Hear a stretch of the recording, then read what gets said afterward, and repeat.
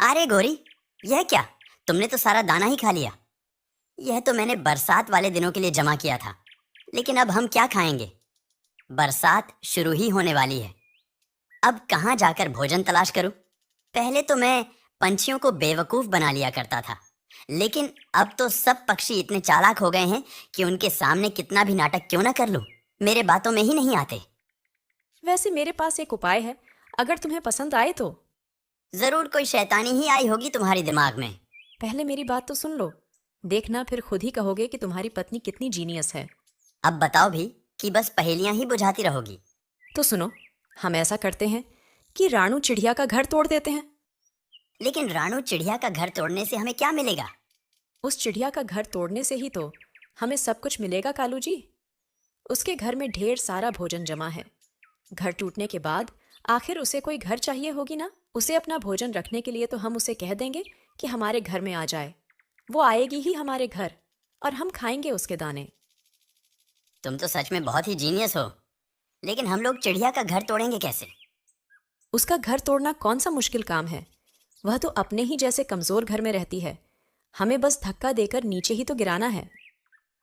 फिर जल्दी चलो, बादल भी आ रहे हैं, कहीं बारिश अभी ही शुरू ना हो जाए। कौवा और कवि रानू चिड़िया के घर की तरफ जाने लगते हैं। रानू चिड़िया अपनी बेटी गुड़िया चिड़िया को भोजन खिला रही थी।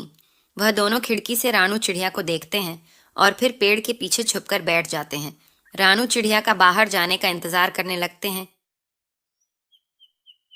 तभी रानू चिड़िया और उसकी बेटी गुड़िया चिड़िया नदी किनारे पानी पीने चले जाते हैं। चलो अब जल्दी चले और गिरा दे रानू चिड़िया का घर। और फिर काला कौवा और कवि मिलकर रानू चिड़िया का घर धक्का मारकर नीचे गिरा देते हैं। अभी उन्होंने घर गिराया ही था कि अचानक बारिश भी शुरू हो जाती है। रानू चिड़िया और उसकी बेटी पानी पीकर घर आ जाते हैं। रानू चिड़िया अपने घर को नीचे गिरे देखकर बहुत हैरान हो जाती है। हाय मेरा घर कैसे टूट गया। अभी तो सिर्फ हल्की हल्की बारिश हो रही है, साथ में कोई हवा भी नहीं चल रही। फिर मेरा घर कैसे टूट गया? ये मेरा जमा किया हुआ दाना बरसात के बारिश से खराब हो जाएगा। रानू ये बात कह रही थी कि तभी कालू और उसकी पत्नी रानू के पास आ जाते हैं। क्या हुआ चिड़िया बहन? हाय, तुम्हारा तो घर टूट गया। ये सब कैसे हो गया? कवि बहन, मुझे तो खुद नहीं पता क्या हुआ। मैं तो नदी पर पानी पीने गई थी, वापस आई तो मेरा घर टूटा पड़ा था। मुझे तो लगता है मेरा घर जानबूझकर गिराया है किसी ने। रानू बहन, तुम्हारा किसी के साथ दुश्मनी हो भी सकती है। मुझे तो नहीं लगता है, बारिश की वजह से तुम्हारा घर गिर गया होगा। रानू बहन, देखो तुम्हारा जमा किया हुआ भोजन कैसे बारिश से खराब हो रहा है। तुम चलो हमारे साथ हमारे घर। तुम इतना जल्दी अपना घर बना नहीं पाओगी। हमारे साथ हमारे घर चलो। बरसात का पूरा दिन हमारे घर ही बीता लेना। रानू चिड़िया को कुछ समझ में नहीं आ रहा था कि वह अब करें तो करें क्या। इसलिए कवि की बात मान लेती है और भोजन उठाकर कवि के घर चली जाती है।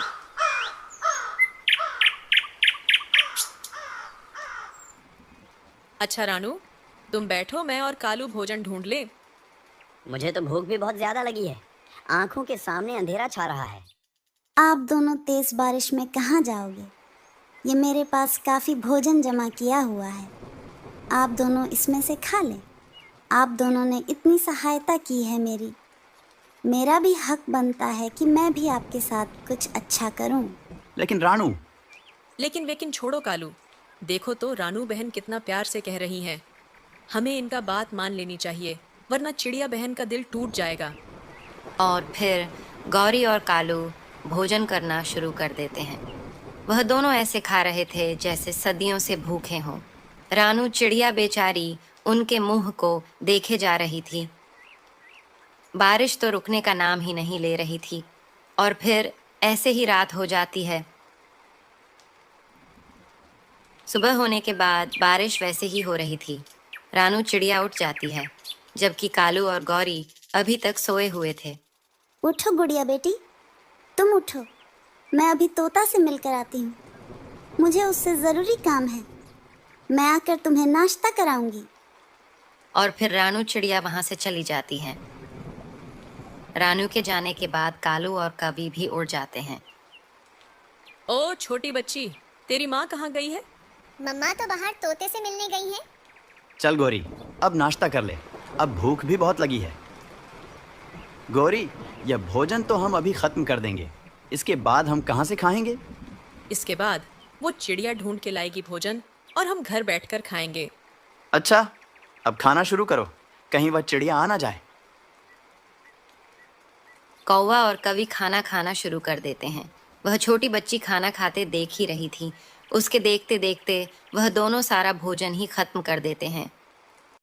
और तभी रानू भी आ जाती है। ये क्या आप लोगों ने मेरा सारा भोजन ही खा लिया? अभी तो मुझे मेरी बेटी को नाश्ता करवाना था। तो जाकर ढूंढ लो, हमने तुम्हें अपने घर में आश्रय दिया और तुम हमें बातें सुना रही हो। अगर हमारे घर में रहना है तो उसके बदले में तुम्हें हमें भोजन लाकर देना होगा। मैं ऐसी बरसात में भोजन कहाँ से ढूंढ कर लाऊंगी? तो हमारा मुंह क्या देख रही हो? ले जाओ अपनी बेटी को यहाँ से। वैसे भी हमें अकेले रहने की आदत है। तुम्हारी वजह से रात भी हमने बहुत मुश्किल से गुजारी है। रानू चिड़िया तो गौरी और कालू की बातें सुनकर हैरान हो जाती है। वह बहुत कमज़ोर थी। गौरी और कालू बहुत शक्तिशाली थे। वह अपनी बेटी को साथ लेती है और वहाँ से चुपचाप चली जाती है। थोड़ी दूर जाकर रानू चिड़िया को एक पेड़ में सुराग नजर आता है। वह सुराग काफ़ी बड़ा था। रानू चिड़िया और उसकी बेटी उस सुराग में आसानी से बैठ जाते हैं और बारिश का पानी से सुरक्षित हो जाते हैं। अभी वो बैठे ही थे कि तभी बादल गरजने की आवाज़ सुनाई देती है। थोड़ी देर बाद आसमान से बिजली गिरती है और वह बिजली सीधा जाकर कालू कौवे के घर पर गिर जाती है और कालू कौवा और कवि दोनों घायल हो जाते हैं। इस तरह उनको उनके जुल्म की सज़ा मिल जाती है। प्यारे दोस्तों, किसी भी कमज़ोर के साथ कुछ बुरा करने से पहले ये सोच लेना चाहिए कि ऊपर वाले की लाठी बहुत ही बेआवाज़ होती है। अरे वाह, मैं कितनी भाग्यशाली हूँ।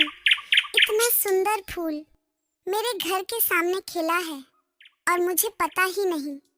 इसकी खुशबू से पूरा जंगल महक रहा है। इसकी सुख रंगत से आसमान का रंग बदल गया है। काश ये फूल मुझसे दोस्ती कर ले तो कितना अच्छा रहेगा। रानू चिड़िया उस फूल के पास आ जाती है और बोलती है, मैं तुम्हारे पास में ही रहती हूँ। क्या तुम्हें अच्छा लगेगा कि मैं तुम्हारे लिए गाऊं और तुम्हारे लिए ही चहचहाऊं? मेरे मन में एक ख्याल आया है, क्यों ना मैं तुमसे दोस्ती कर लूं। तुम बहुत सुंदर हो, मुझे भी अच्छा लगेगा। तुमसे दोस्ती करके मैं भी अकेला बोर हो जाता हूँ। और इस तरह रानू चिड़िया की दोस्ती उस फूल से हो जाती है। हर रोज रानू चिड़िया उस फूल के पास आ जाती और जंगल की सारी बातें बताया करती। इस तरह दिन और रात बीतते गए। कुछ दिन बाद फूल पूरी तरह से खिल गया। एक दिन कालू कौवा रानू चिड़िया के पास आया और बोला, क्या आज भी मुझे दाना मिलेगा? मैं थका हुआ था, इसलिए जंगल जाना सका और भूख भी बहुत थी, इसीलिए सोचा तुमसे दाना मांग लूं। कल से मैं दाना लेने जाऊंगा, दाना दे दो। ऐसा पहली दफा नहीं है, तुम तो हर रोज ऐसा करते हो। अब बहुत हो गया। आज से कभी भी मेरी तरफ ना आना और ना ही दाना है मेरे पास देने को। कौवा निराश होकर वहां से चला जाता है। ये रानू भी ना कितना गुरूर करती है। क्या हुआ जो थोड़ा दाना ही मांग लिया तो इतनी बेइज्जती की मेरा। अब देखो मैं क्या करता हूँ। तुम मेरा दुश्मनी बर्दाश्त नहीं कर पाओगी, वो तुम्हारा दोस्त फूल है ना। अब देखता हूँ तुम्हारा और उस फूल का दोस्ती कैसे रहता है। और कालू कौवा ये सोचने लगता है कि कैसे फूल और रानू के बीच लड़ाई कराया जाए। अगले ही दिन कालू कौवा उस फूल के पास आ जाता है। क्या हो रहा है फूल जी? मैं अपने खुशबू से ये सारी जंगल बखेर रहा हूँ। तुम जा सकते हो, मुझे तुम अच्छे नहीं लगते हो। मेरा दोस्ती सिर्फ रानू चिड़िया से है। मुझे गर्व है रानू और उसकी खूबसूरती पर। ठीक ही कहा तुमने। मैं कहाँ काला और तुम कहीं का मसाल हो। तुम्हारी खुशबू से तो पूरा जंगल महकता है। हर पंछी के दिल में ख्याल आता है तुमसे दोस्ती करने को, क्योंकि तुम हो ही इतने सुंदर। और हाँ, यह तो बात भूल ही गया, कल बुलबुल आई थी मेरे पास, कह रही थी कि मुझे उस फूल के पास ले चलो, मुझे उस फूल से दोस्ती करना है, लेकिन मैंने उसे भगा दिया। ये कहकर फूल जितना खूबसूरत है उसके मुकाबले में तुम कुछ भी नहीं।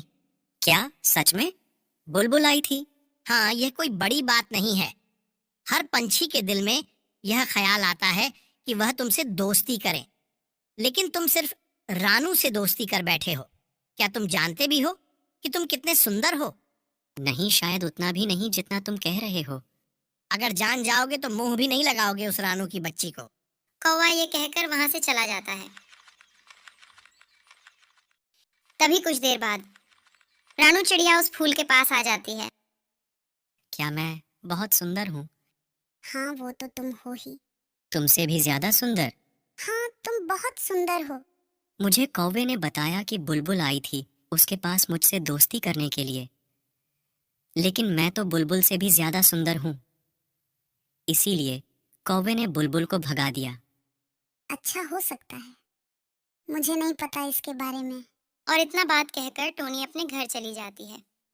अगले दिन काला कौवा उस फूल के पास आ जाता है और कहता है, अगर मैं यह साबित कर दूं कि तुम सबसे सुंदर हो तो क्या तुम रानू चिड़िया से दोस्ती तोड़ दोगे? कौवा उस फूल का बात सुने बिना अपने साथ लाए पानी को उस फूल के सामने रख देता है। इतनी सुख रंगत, क्या सच में ये मैं हूँ? मैं तो बहुत सुंदर हूँ। मैंने तो ऐसा कभी नहीं सोचा था। और फूल अपना अक्ष देखकर अपने गुरूर में आ जाता है। तुम तो मेरा आंखें ही खोल दिए।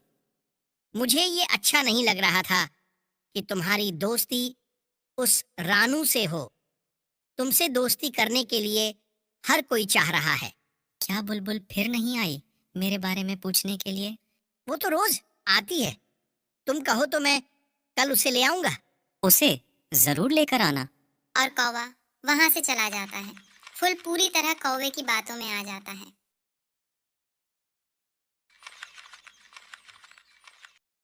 रानू ने बेइज्जती की थी मेरा। तुम तो जानती हो ना फूल और रानू में कितना दोस्ती है। बस मुझे उस बेइज्जती का बदला लेना है। मुझे लड़ाई कराना है उन दोनों में। सारा काम तो मैं कर दिया हूँ। बस तुम एक दफा मेरे साथ चलो और उस फूल से कहो कि तुम उससे दोस्ती करना चाहती हो और तुम उसे अपने साथ लेकर जाना चाहती हो। बुलबुल कौवे की बात को मान लेती है और अगले दिन सुबह सुबह दोनों उस फूल के पास चले जाते हैं। मैं कदर करती हूँ तुम्हारी और इस सुंदरता की, इसीलिए तुमसे दोस्ती करना चाहती हूँ। इतने में ही रानू सबके पास में आ जाती है। फूल, ये कौन है? यह मेरी दोस्त है, दूसरे जंगल से मुझसे मिलने आई है। क्या तुम मेरे साथ जाना पसंद करोगे मेरे दोस्त? क्यों नहीं, मुझे भी अच्छा लगेगा तुम्हारे साथ। नहीं फूल, मैं तुम्हें ऐसा नहीं करने दूंगी। ये तुम्हें मार देंगे। ये सब कौवे की चाल है। मैंने उसे डांटा था ना, जब वह दाना लेने आया था तो।